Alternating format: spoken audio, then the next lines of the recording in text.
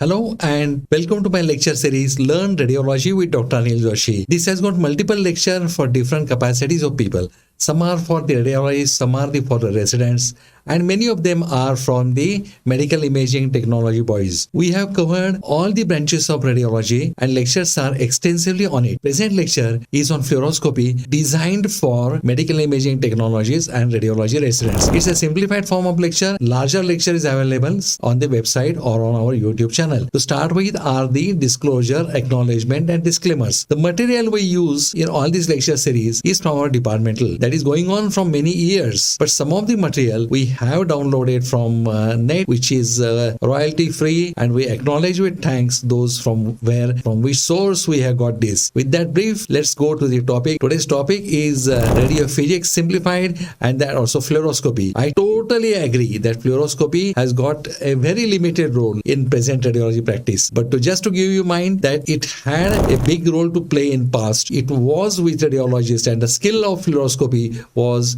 a different skill.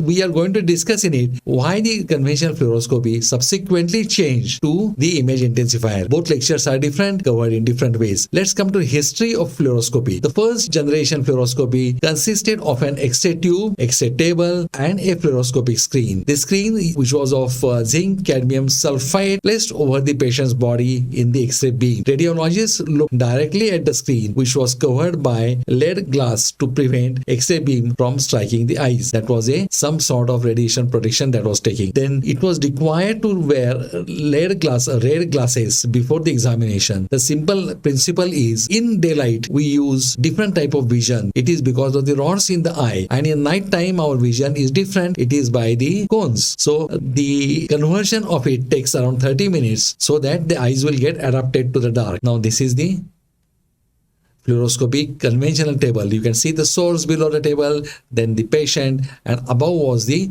fluoroscopic screen. Presently, fluoroscopy viewed images at same level of brightness as the radiograph, that is 100 to 200 lux, that is the illumination unit.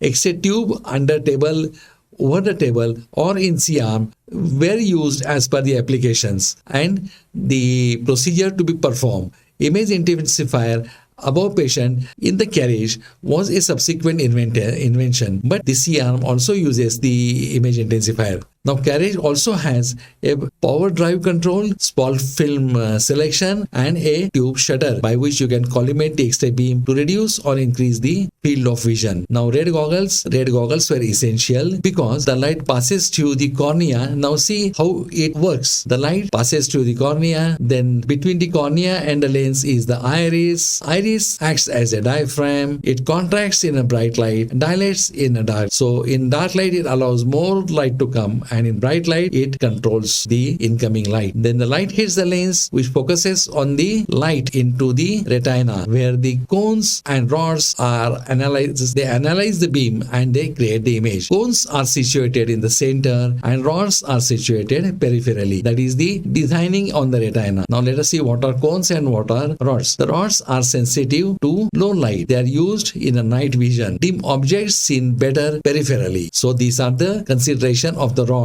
and the color blinds are usually where this area are deficient. They do not precise the detail. That means the power to discriminate between two near objects is not as good in the rods as that of the cones, and rods are used for the night vision. Now cones are less sensitive to light. The threshold is up to 100 lux, so they need bright light to be activated. Then will respond to bright light. Then daylight vision is responsible, or daylight vision is because of the cones. Then they perceive color differences and brightnesses. They can perceive also fine details. So basic aim of converting a study which was done by the rods to the study by the cones was the basic aim between a fluoroscopy and image intensifier. The dim fluoroscopy images of the past required the use of the rod vision, which rods are situated peripherally. They have got less discrimination power. They give you gross ideas. No finer details are available. This type of vision results in a poor visual activity and therefore poor ability to detect shades of the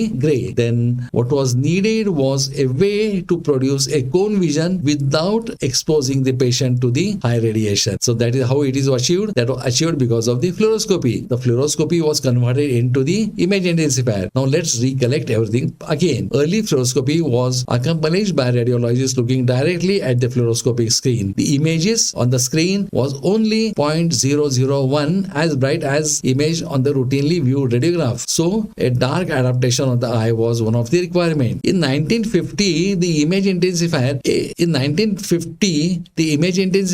was situated by producing an image bright enough to viewed with the cone vision. That means the patient has to be radiated to a significant radiation, and along with the patient also a radiologist. The input phosphor of the modern image intensifier is cesium iodide. The output phosphor is zinc cadmium sulfide. Now brightness gain is the product of minification gain and the flux. So this was all about a short topic that was of fluoroscopy, which is not done out nowadays, but it was there earlier days. We had told you how it was invented and how it was used, what were the drawbacks and how they were overcome with the help of image intensifier. We have also got a lecture on image intensifier. In that also we'll give direct and more information on all these things. With that, I thank you for giving me your valuable time. Please visit our website for a comprehensive and detailed lectures on this topic, also on many other topics. Thank you. Goodbye. Take care.